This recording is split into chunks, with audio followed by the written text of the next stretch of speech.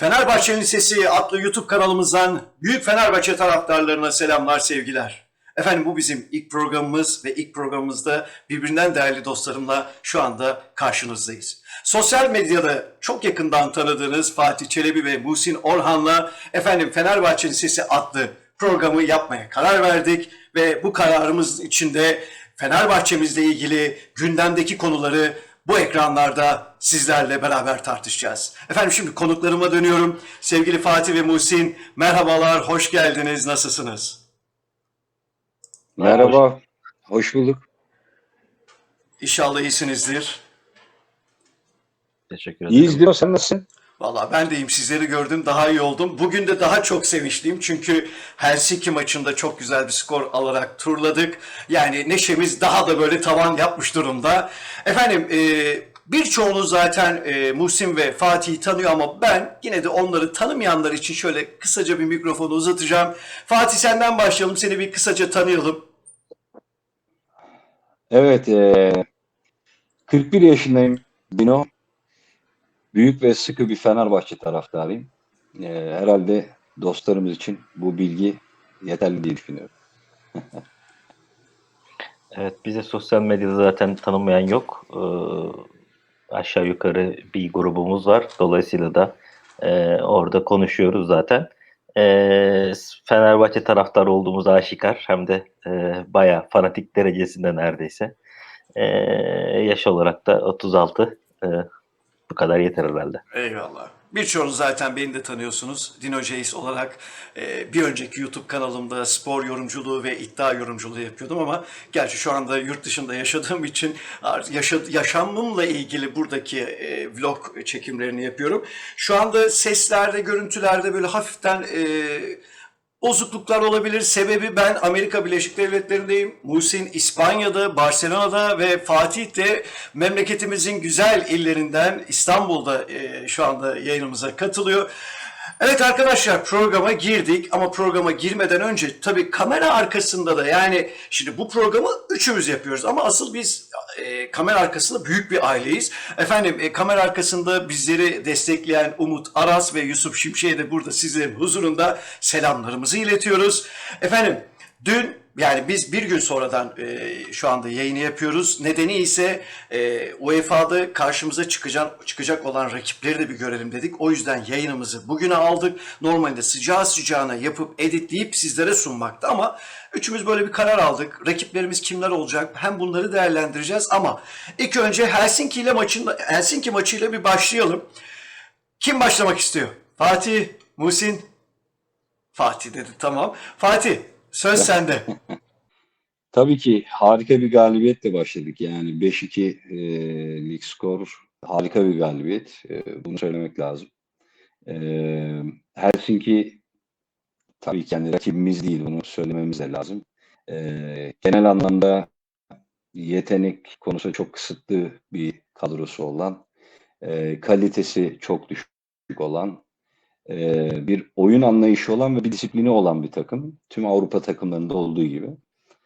Biz her zamanki düzende başladık. Tek fark burada Gustavo'nun stoperde oynamak zorunda kalmış olması. Bunun da sebebi Serdar'ın son antrenmanı yarıda bırakması oldu. Ben orta sahada biraz kısırlık gördüm. Yani yaratıcılık konusunda biraz eksik kaldık. Bunun en büyük sebebi Sosa'nın yine çok eksik, çok yetersiz oynaması. Yani etkisizliği çok etkiliyor. E, Gustavo'nun stoperde oynaması benim zaten yıllardır söylediğim bir şey. Yani Gustavo'nun stoper oynamaması gerektiği. Bunun yanı sıra Gustavo'nun da yediğimiz ilk golde maalesef hamle hatası var. Yani rakip topu alırken orada müdahale edememesi, ikinci hamlede de yetersiz kalması. Çünkü bir stoper olmamasından kaynaklı. E, Notlarıma baktığım zaman Valencia'nın tabii ki muhteşem bir oyunu var. Hat-trick'le yaptı. Onun haricinde e, Sangare'nin ilk goldeki müthiş çabası, çok olağanüstü bir çabası var. Bu çok önemliydi.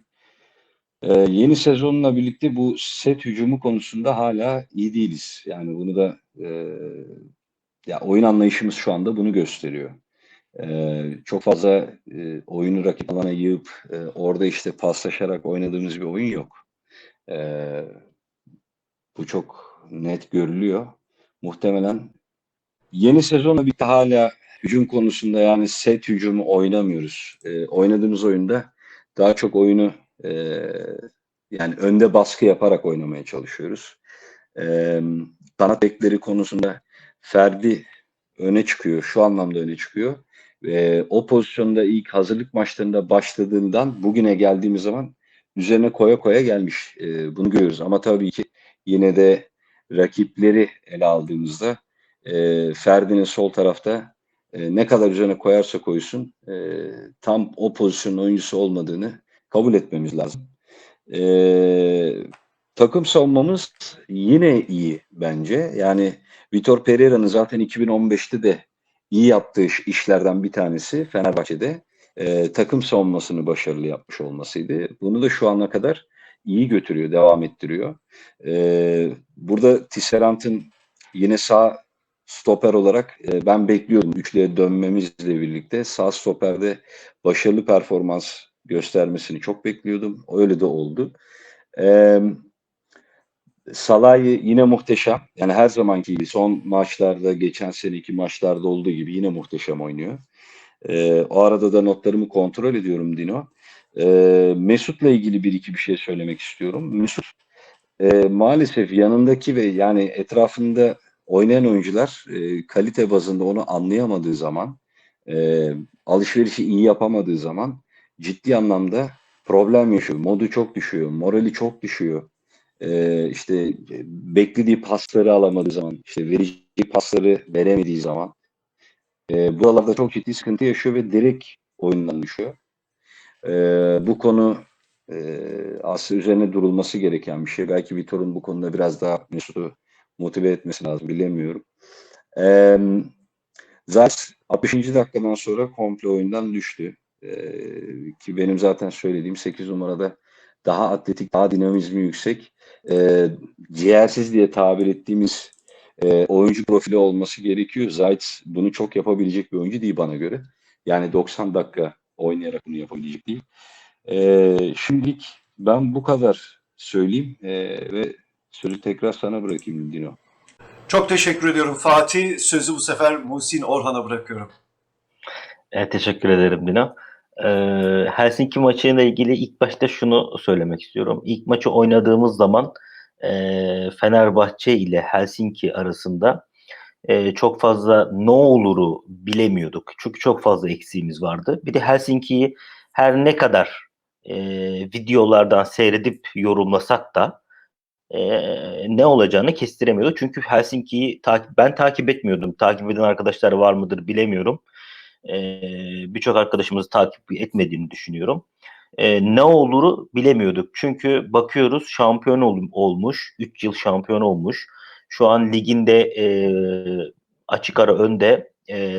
16 maçta 13 galibiyeti var.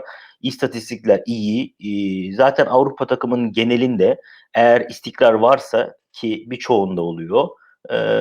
Sağlam takım oluyorlar. Yani disiplinli takım oluyorlar. Tabii bilmiyorduk. Ben de bilmiyordum. İlk maçı seyrettikten sonra ben ciddi anlamda kalite farkı gördüm. Yani bizim eksiklerimize rağmen maçı kazandık ve onlara neredeyse top göstermedik. Çok ciddi ataklarımız olmasa da atak olarak da üstünlük kurduk. Onu görünce ben kesinlikle Helsinki'nin Fenerbahçe'ye rakip olabileceğini düşünmüyorum. Böyle yanından değil, yakınından değil, uzağından bile geçebilecek durumda olduğunu düşünmüyorum. Zaten Can Bartu'nun da bir terimi vardır, ifadesi vardır. O önemlidir bana göre. Kaliteli futbolcularla oynanır. Tabii ki Fenerbahçe'deki kaliteli futbolcular sonucu belirledi. Gerçekten çok ciddi bir kalite farkı var. Zaten maddiyat yönünden yani kulübün değeri yönünden bakıldığında da Fenerbahçe ile ölçüşemeyecek derecede düşük bir rakamdalar. Birisi 6 milyon, birisi 100 milyon euro. Çok ciddi rakamsal farklar var. Fakat oyunun içine döndüğümüz zaman oyunu aslında ben iki yönden değerlendiriyorum. Dolu tarafından ve boş tarafından bakılabilir. Dolu tarafından bakıldığında konuşacak çok şey var. Ama Fatih de birçoğuna değindi. O yüzden hepsine bahsetmeyeceğim. Kısa kısa şunu söyleyeyim. Fatih ek yaparak söyleyeyim ben de. Gustavo stoperde mecburiyetten dolayı oynadı. Yoksa onu orada oynatmak gibi bir niyeti yok ben Vitor'un. Ama mecburiyetten oynadı. Ee, O da biliyor muhtemelen oynayamayacağını.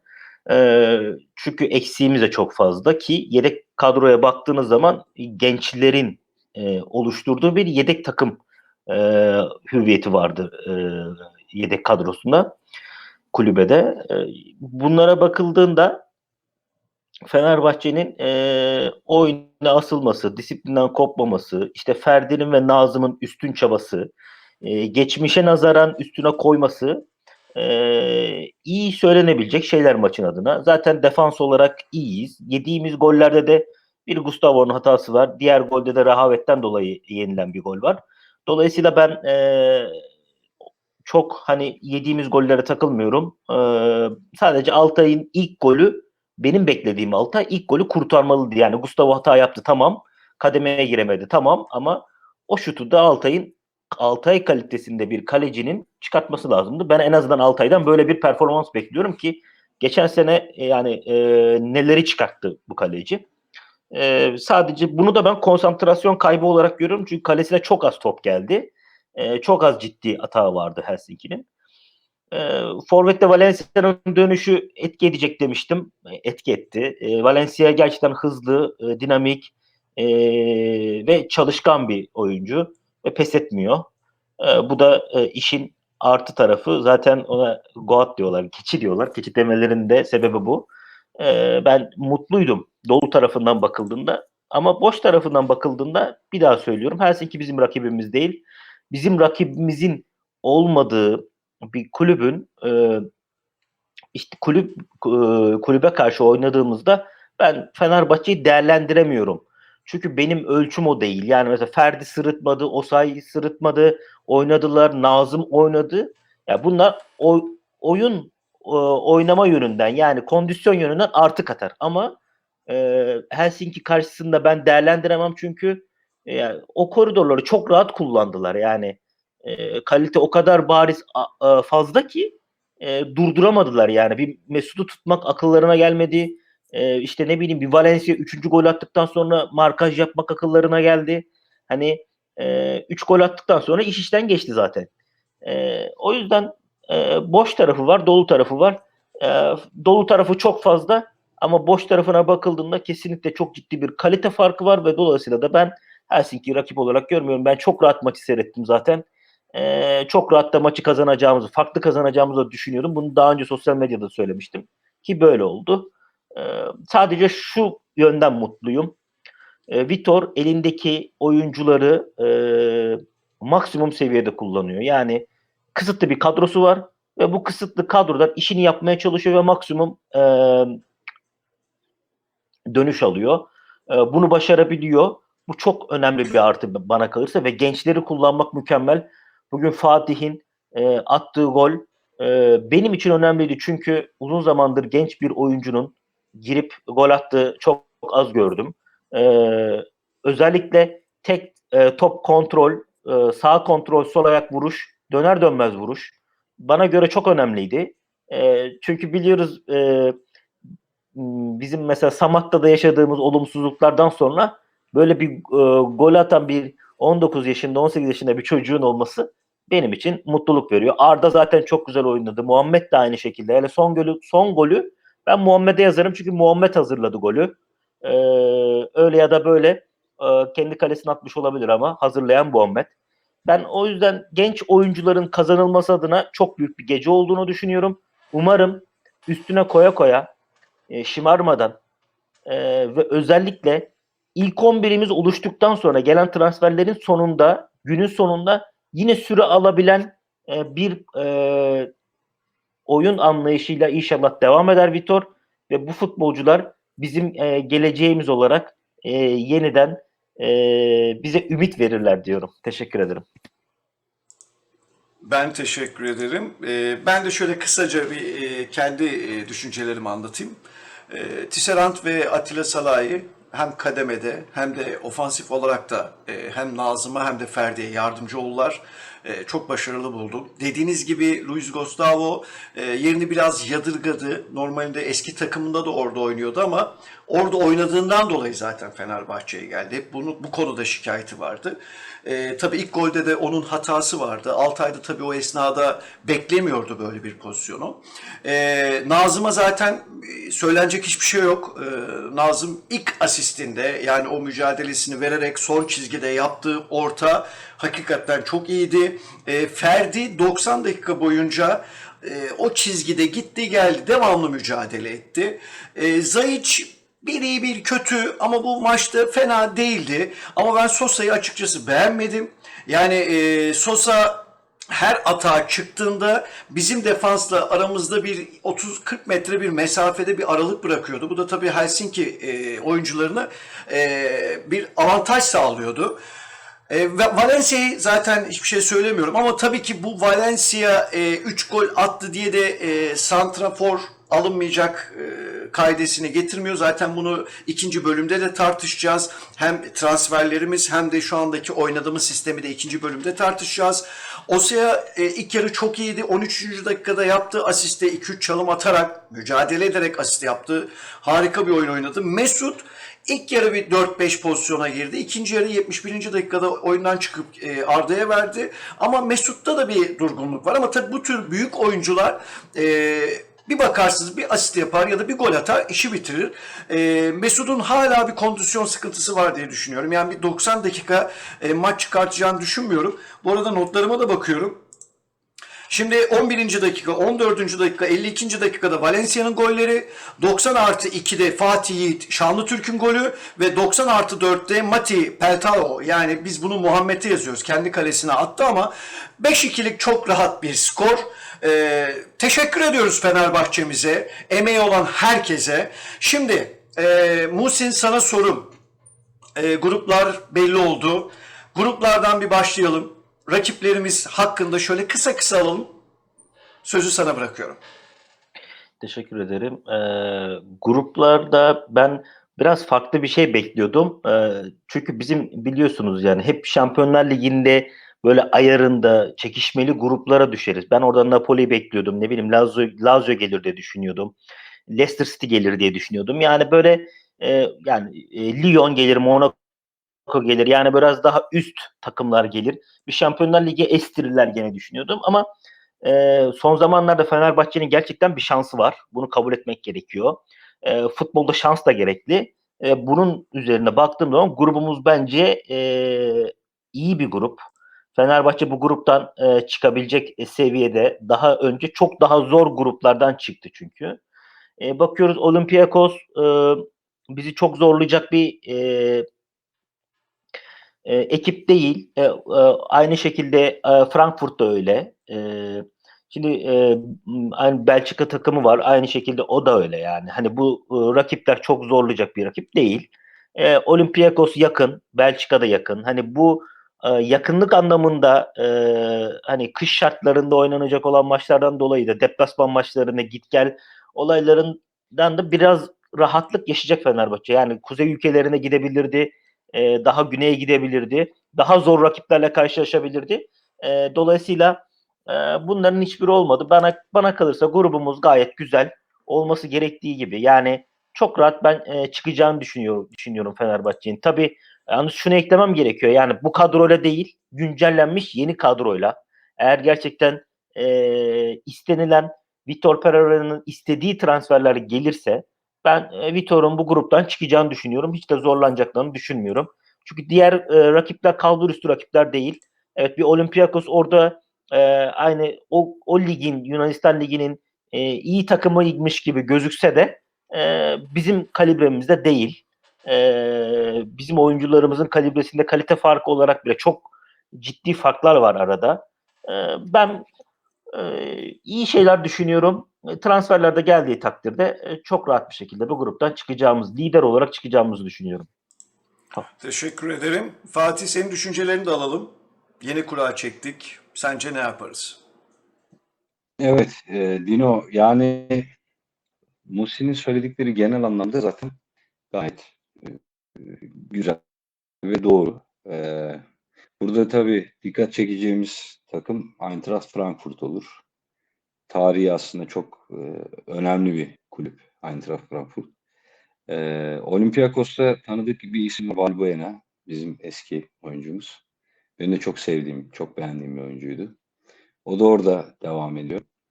Ee, Eintracht Frankfurt'u bir kenara ayırıyorum. Yani kağıt üzerinde aslında baktığım zaman Eintracht Frankfurt'la Fenerbahçe arasında geçer gibi gözüküyor. Yani ilk sıra için söylüyorum. Lider çıkmamız aslında önemli. Yani bunu söylemek lazım. Ee, Transferler olmazsa, ki bugün başkanın açıklamaları pek fazla umut verici değildi, yani bunu söylememiz lazım. Çünkü yetiştirebilirsek gibi kelimeler kullandı ve bu financial fair play ile ilgili detaylara değindi kendisi.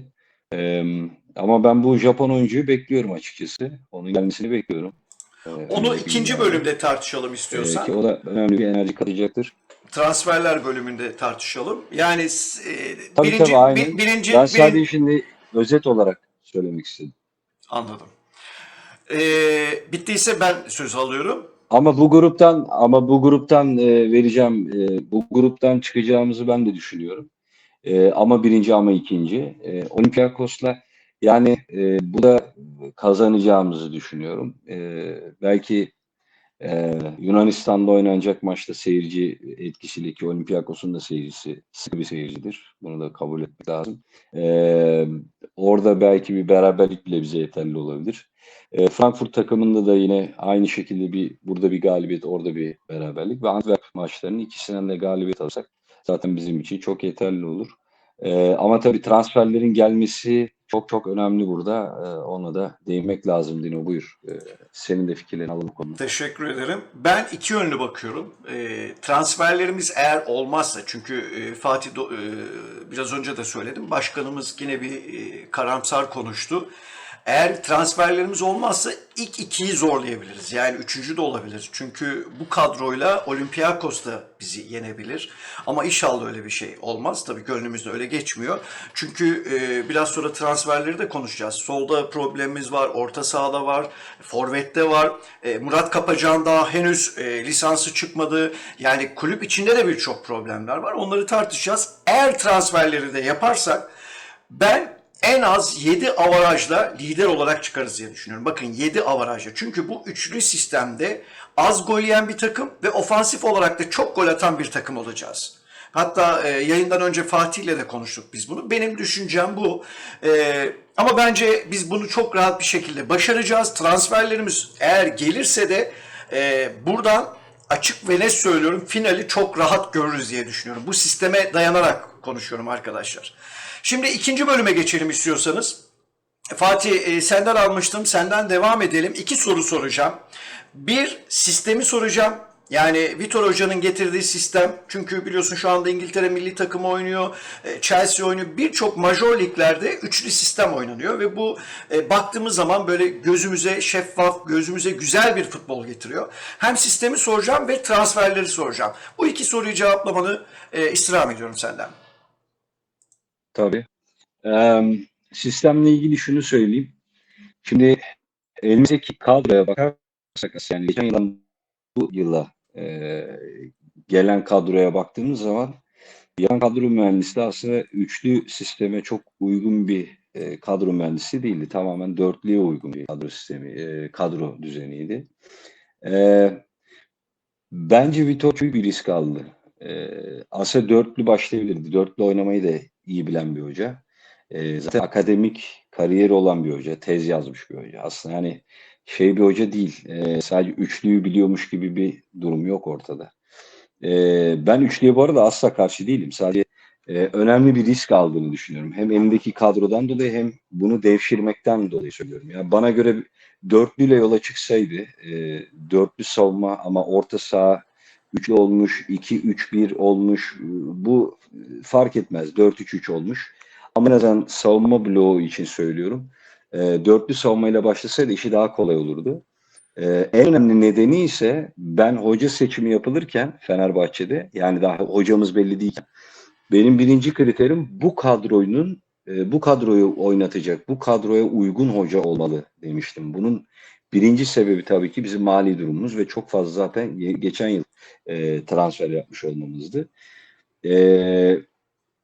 Stoper mevkiinde iki buçuk oyuncumuz vardı üçlü savunmada oynayabilecek.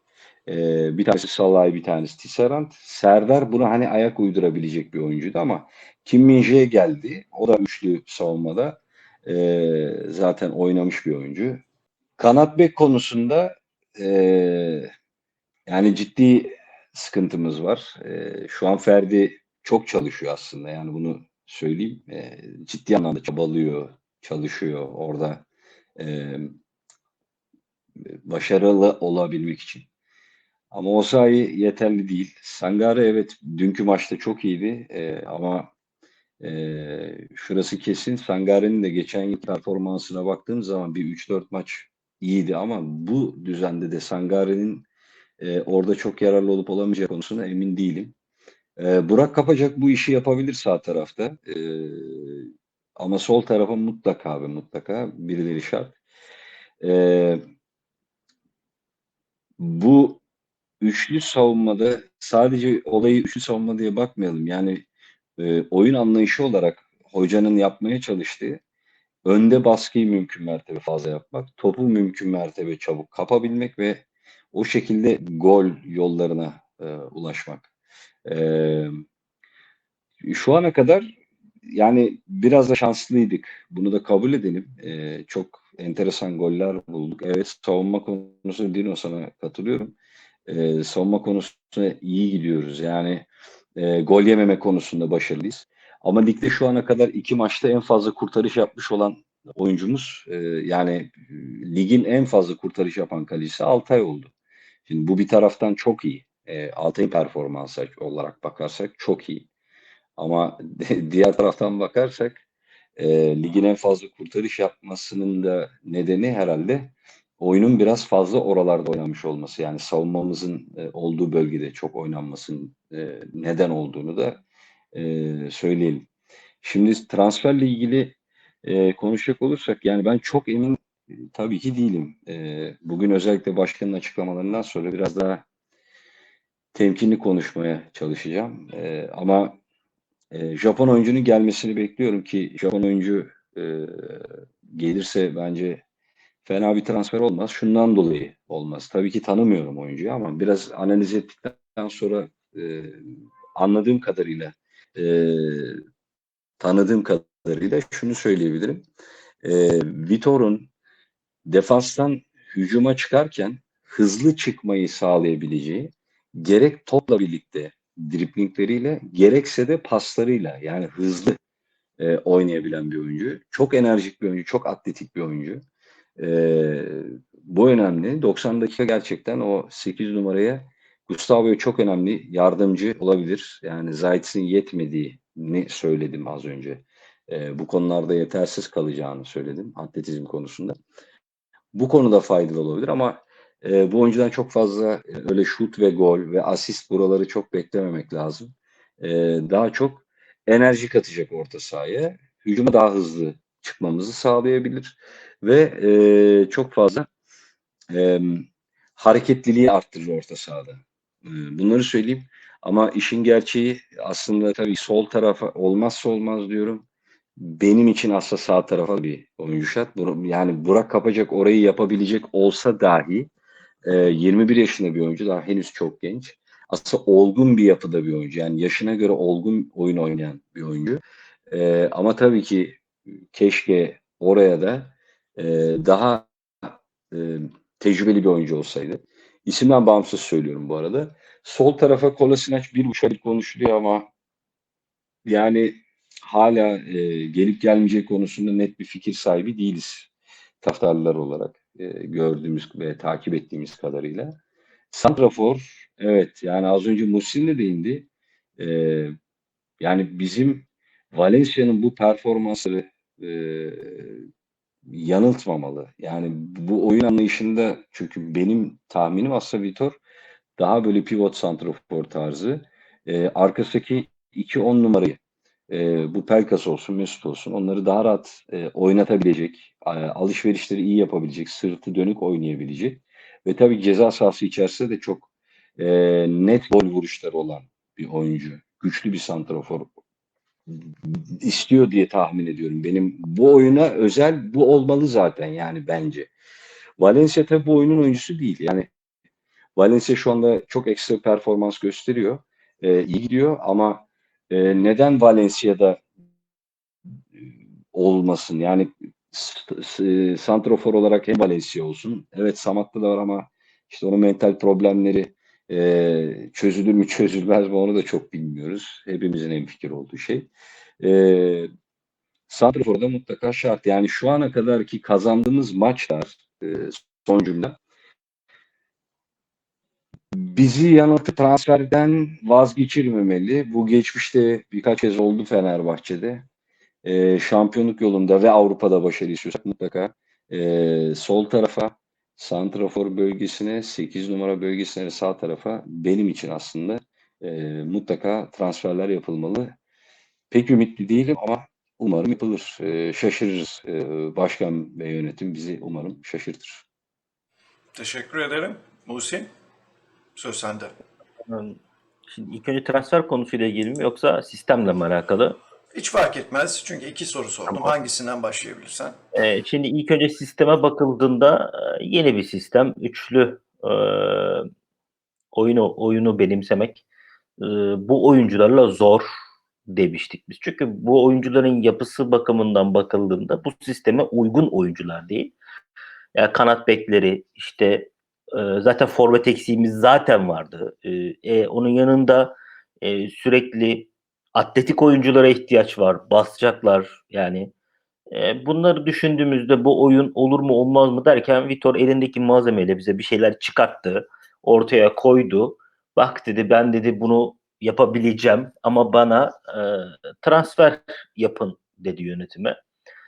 Ben burada Vitor'un işini yapmaya çalıştıran tek kişi olduğunu düşünüyorum. Yani işini yapıyor adam ve yapmak için elinden geleni, bütün gayretini gösteriyor. Ve ben şu an için üstüne giderek, yani koyarak gittiğini düşünüyorum sistemsel bakıldığında.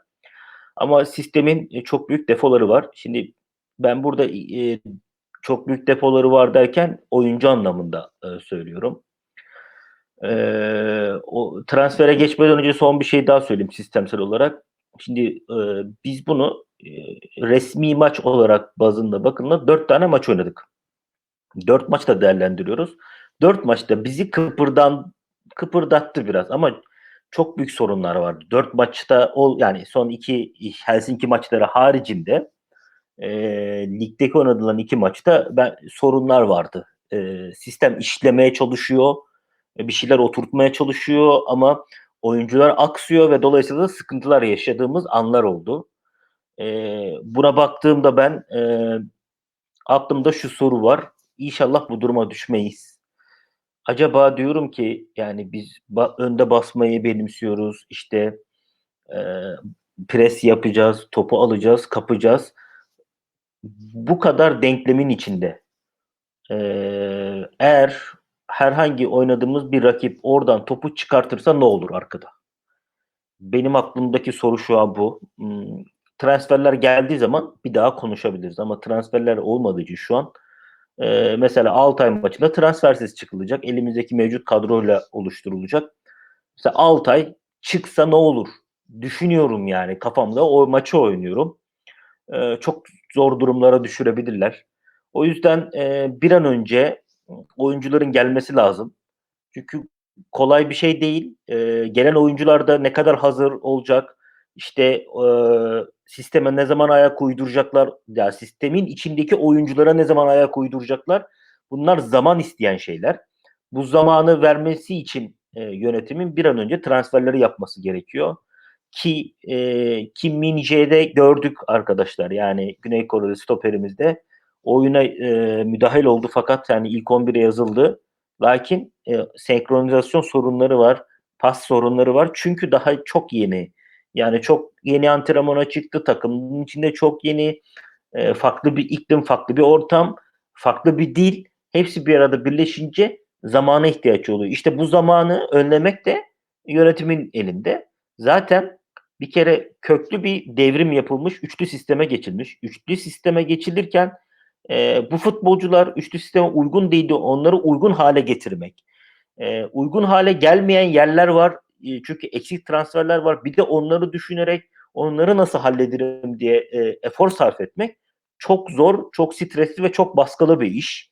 O yüzden bir an önce mevcut durumda transferler gelirse Vitor bir hayal veriyor insana, bir ümit veriyor. İnşallah o ümit arkamıza aldığımız rüzgarla daha iyi noktalara götürür diye düşünüyorum. Şimdi transfere gelirsek kesin ben transferi çok kısa geçeceğim. Ali Başkan, Ali Bey çok fazla ifade ediyor. Yönetim çok fazla bunu ifade ediyor. 8 Eylül, 8 Eylül diye. Ama bizim transferimiz 2 Eylül'de bitiyor arkadaşlar. Çünkü e, UEFA listesini güncelleyeceğimiz tarih 2 Eylül. 2 Eylül'e kadar bu transferler yetişmeli. Bunu neden diyorum? Çünkü biz dün ayak bastı parası olarak 3,6 milyon euro aldık. Yani gruptan çıkarsak 1,1 milyon, galibiyete 600 bin, beraberliğe 300 bin euro gibi rakamlar var. Bu rakamları topladığınızda ciddi rakamlar ediyor. Ve Fenerbahçe'nin bu sene üst turları zorlaması veyahut da girebilmesi hayal değil bence. Bu sistemde, bu oyun anlayışıyla ve oturan oyun anlayışıyla gelecek transferlerle bence çok zor değil. Dolayısıyla bir kere biz 2 Eylül'de bu transferleri yetiştirmek zorundayız. Mali açıdan finansal fair play düşünüyorsak FFP'yi bunları yapacak olan yönetim bir şekilde bunları hazırlayacaklar, çözecekler. Ve hocanın elindeki yapmak istediği o güzel kadroya bütün doneleri yerlere yerleştirmeleri lazım. Bunun dışında baktığımızda bir forvet ilk önce önem sırasına göre bir sol kanat beki, bir forvet, bir 8 numara olursa sağ kanat beki diyorlar. Ben sağ kanat beki almam. Almam dememin sebebi şu arkadaşlar. Yani yanlış anlamayın. İhtiyaç var mı? Bence var. Ama orayı Nazım'la idare edebilir miyim? Hadi idare edebilirsin. Mesela Gustavo'nun yedeği yok arkadaşlar. Şimdi sol kanat beki bir tane aldın. Yedeği var mı? Belli değil. Yani yok. Şimdi bir anda 3 tane forvet, 2 forvet oyuncumuz sakatlandı. Bir anda forvetsiz kaldık mesela. Ya böyle ekstrem durumlar olabilir. Bu kadar muhtemel sıkıntıların yaşanabileceği bir ortamda ben birazcık daha kulübemi de güçlendirmek adına mesela Gustavo olmadığı zaman oyun kitlenir. Yani o oyunu kitlememek adına ben mesela onu yedeklerim. Bu benim düşüncem. O yüzden böyle hamleler yapardım. Yeni gelecek olan mesela Burak Kapacağ'ın lisansı çıkmadı, Çağatay'ın lisansı çıkmadı. Bunlar ekstra sorunlar. Bunların bir an önce düzeltilmesi lazım. Ee, Ve inşallah genç yeteneklerimiz de bu süre içinde de onlar da elinden geleni yapar ve beklentimizin üstüne çıkar ve bize ummadık sevinçler yaşatırlar diye ümit ediyorum.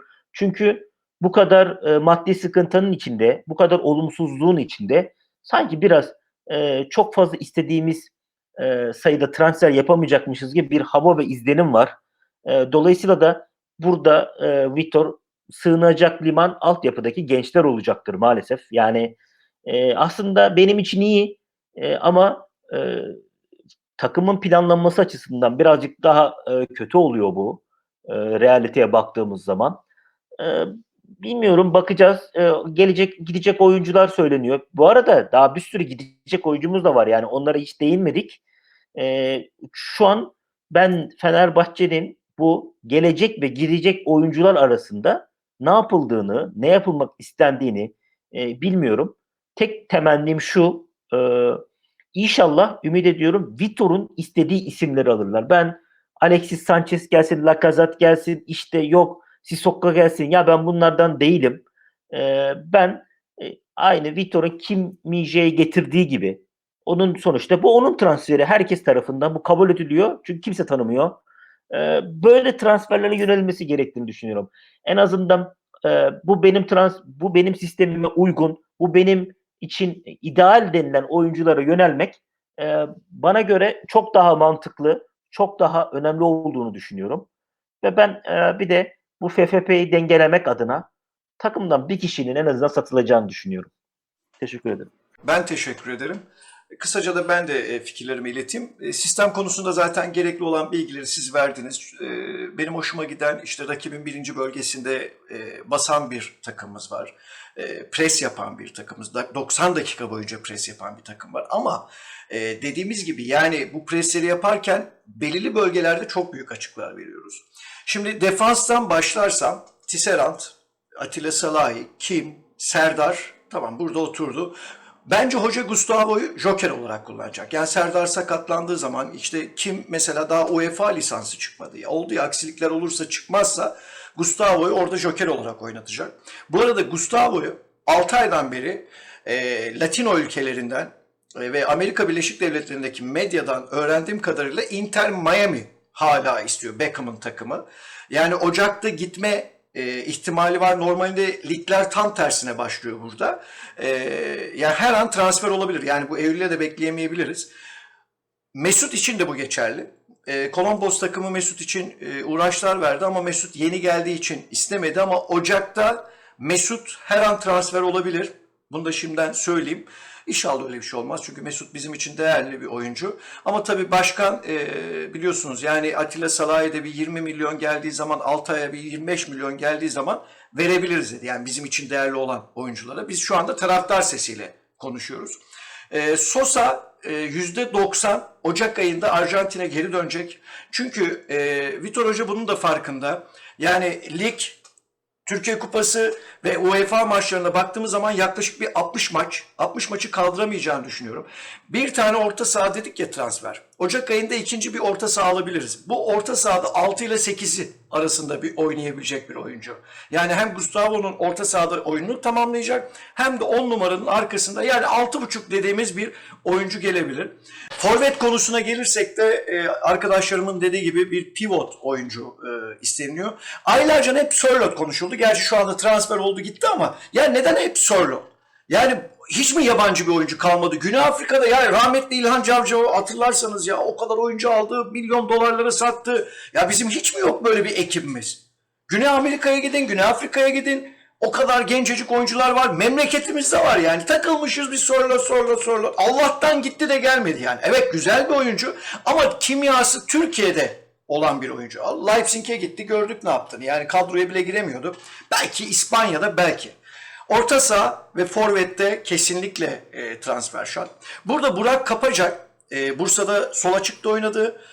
Sağ tarafta da oynadı. Yani Burak Kapacak da burada bir joker oyuncu olacak. Bir an önce lisansın çıkması lazım. Tabii sattığımız kadar şu anda alabiliyoruz. Bir dahaki programda zaten yönetimi de konuşacağız. Yani biz taraftarın sesi olarak yeri geldi mi yönetimi eleştireceğiz. Yeri geldi mi de doğrularını da burada söyleyeceğiz. Yani sizlerin söyleyemediklerimizi biz burada söyleyeceğiz. Bu konuda rahat rahat konuşabileceğimiz bir platform olacak. Şunu da ben bir parantez içinde açayım. Yani bu üçlü dışında dördüncü konuk da alacağız. Taraftarlar için de alacağız arkadaşlar. İkincisi ise kanalımıza abone olan, yorum yapanlara da buradan çekilişle hediyeler göndereceğiz. İşte formalar olsun. Yani dünyanın neresinde olursanız olsun formalar gelecek. Ben mesela Amerika'da şu anda siparişlerimi veriyorum. Muhsin İspanya'ya veriyor. Yani şimdi programın da sonuna geliyoruz. Yaklaşık bir 40 dakikanın üzerinde bir yayın süresi oldu. Son sözlerinizi alıyorum. Fatih senden başlıyorum. Ondan sonra Muhsin'e geçiyoruz. Oradan da yayını kapatacağım. Evet Dino, son sözlerim şöyle olacak. Yeni sezonda birlikte, yeni sistemle birlikte Vitor'un her hafta yani her maç diyelim üzerine koya koya gittiği çok görülüyor. Hem bireysel oyuncularla ilgili yani bu düzene ayak uydurmaya çalışan oyuncularla ilgili hem de takım halinde üzerine koya koya gidiyor. Ama şu an için şampiyonluk adına konuşmak erken. Bunu transferler gelmiş olsa da söyleyeceğim. Gelmemiş olsa da söyleyeceğim. Çünkü 2 sene önceki Ersun Yanal dönemini hatırladığım zaman biz bundan çok daha büyük bir futbol oynuyorduk. Çok daha iddialı bir futbol oynuyorduk. 22. haftaya kadar da oynadık. Muhteşem maçlar izledik. Evet, çok şanssız maçlar da kaybettik. Çok kötü hakem kararlarıyla katledildiğimiz maçlar da oldu ama yani bugünü kıyaslarsak diye söylüyorum. Şu anlamda 22. haftaya kadar bu kadar büyük futbol oynayıp bu kadar iddialı muhteşem futbol oynayıp ama sonrasında 2 maçta başlayarak bizi bayağı aşağıya çekti MHK. Transfer de yaptırmayarak. E, O yüzden şu an için evet, ışık var. Evet, çok pozitif, çok olumlu işler var Vitor'un yaptığı. Bana göre de yönetici pozisyonunda oturup e, yani hem yönetimden aşağıya yönetici pozisyonunda oturan ve eşini şu anda en iyi yapan Vitor Pereira. Bunu da ekleyeyim. Ya inşallah da böyle devam eder. Altay maçını da inşallah kayıpsız geçeriz. Şu an için söyleyeceklerim bu kadar diyeyim. Teşekkür ederim. Muhsin, senin de son sözlerini alalım. Ben son sözlerimi 3 farklı değerlendirme yaparak bitireceğim. Bir, ben Victor'un hakkında çok olumsuz eleştirilerde bulundum. Yönetimin hakkında da çok ağır eleştirilerde bulundum. Bana göre haklı sebeplerim var. E, Hala da ben Victor'un e, övülmesinin yanlış olduğunu düşünüyorum. Takımın övülmesinin yanlış olduğunu düşünüyorum. Çünkü daha bunu sağlayacak elimizde doneler yok. Daha ciddi rakipler yok. Benim hala da kafamda bazı soru işaretleri var. Ama çok ağır eleştirilmeye de gerek yok şu an. Evet, bunu ben ilk başta yaptım. Fakat şu an için şu ortamda Vitor'a istenilen transferler sağlanmadan çok ağır eleştirilere de gerek yok. Arkamızda bir rüzgar var. Vitor bazı şeyleri çalışıyor ve üzerine koyarak gidiyor. Futbol şansı da var. İnşallah devam eder. Daha iyi bir noktaya getirir. Daha bize daha çok ümit verir diye düşünüyorum. E, Yönetimsel bazında şunu söylemek istiyorum. Yönetim sene başından beri çok ciddi hatalar, çok ciddi demeçler verip ve boşa düşmeler yaşadı. Acilen onlara bir profesyonel iletişim danışmanı alması gerektiğini düşünüyorum. Çünkü çok yanlış iletişim kuruyorlar ve bu da taraftarı çok olumsuz etkiliyor. Acilen iletişim bozukluğunu düzeltmek zorundalar. Ben böyle olduğuna inanıyorum. Umarım duyarlar, umarım anlarlar. Çünkü daha dün gene bir tweet gördüm. Bir yönetici, bu daha fragman demiş 5-2 galibiyet sonrasında. Yani neresinden tutsan elinde kalınacak bir tweet yani. Yani bu daha fragmanlık bir şey yok ortada şu an. Helsinki bizim rakibimiz bile değil. Yani bu söz çok abartılı bir ifade bana kalırsa. İşte havaya girmek, olduk biz demek, şampiyonluk biz demek yanlış olur. O yüzden bence herkes konuşmaktan daha ziyade işini yapsın Vitor gibi. Vitor işini yapıyor. Çok konuşmuyor ve işini yapmaya çalışıyor.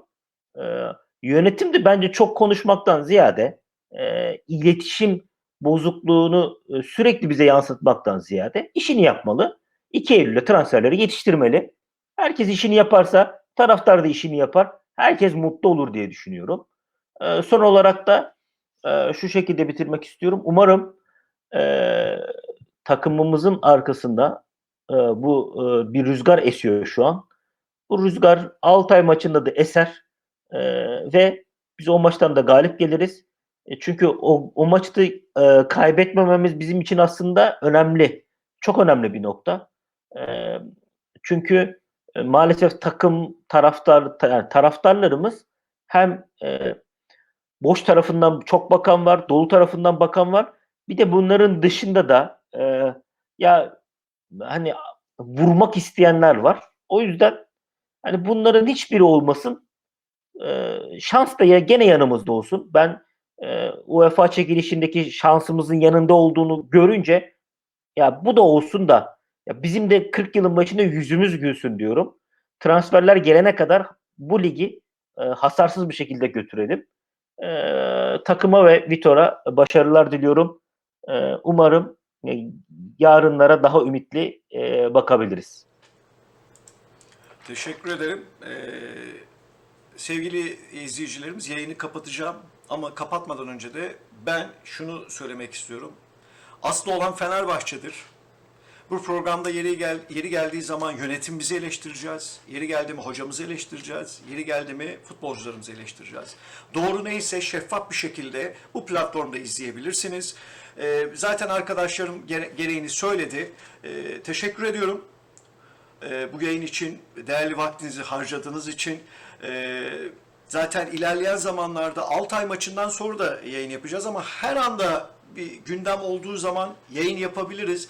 O yüzden sizlerden ricamız kanalımıza abone olmanızı, yorum yapmanızı ve paylaşmanızı rica ediyoruz. Çünkü bizler Fenerbahçeliyiz. Fenerbahçe'nin gücünü bu platformda sizlere şeffaf bir şekilde anlatacağız.